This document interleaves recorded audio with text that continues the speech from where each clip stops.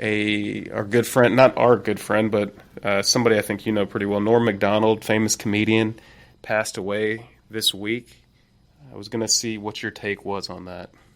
Well, it kind of hurt my heart. If your heart is the center of your emotions, which that was a big one because I always liked Norm Macdonald. Watched him on Saturday Night Live back in the 90s.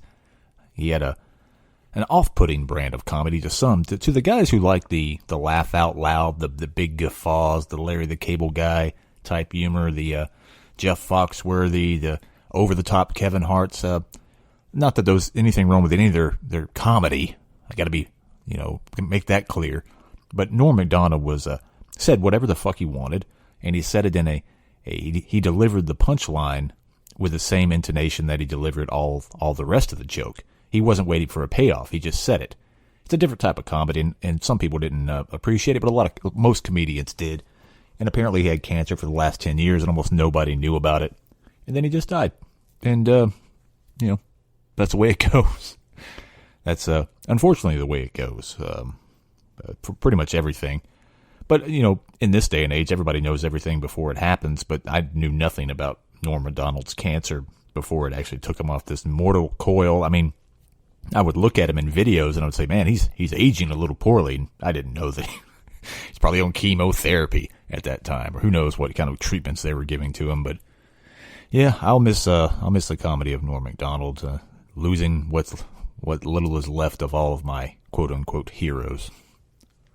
Yeah. So did he just not make it public that he was battling cancer? Yeah. I mean, apparently he said he wanted to make it all about the comedy. He just didn't feel like giving up his public details. It's like, right now, we don't have a large audience, but we have an audience.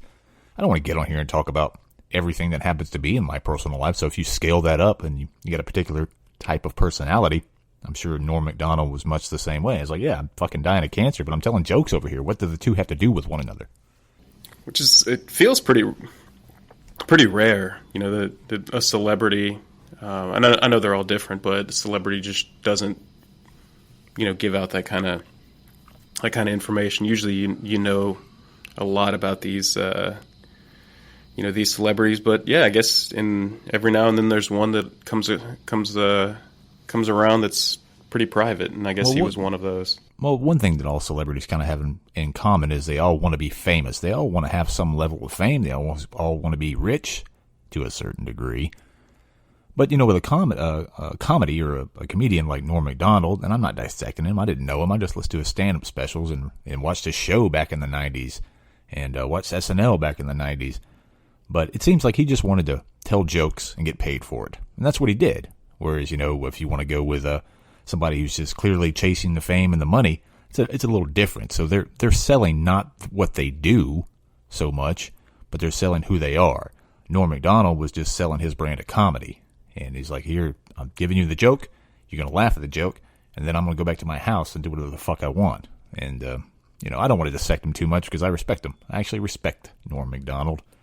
And I will miss listening to him, even though he does have hundreds and hundreds of hours of stuff you can go back and listen to. And I do suggest that you do that. And maybe you can appreciate just how good he was at, and a lot of times he would play he would set somebody up so they could tell their joke.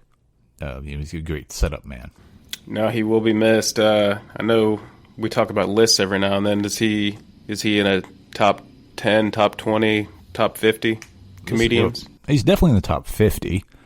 This is a list I take even more seriously than I do movies because, you say I'm a big movie buff, big movie fan, but there's nothing that I've listened or watched more than stand-up comedy since the time, I listened to stand-up comedy when I was a kid. I first listened to Eddie Murphy back in the late 80s, but I didn't really, really get into stand-up comedy until I was about 20 years old, and I started stealing all the stand-up comedy albums on the internet.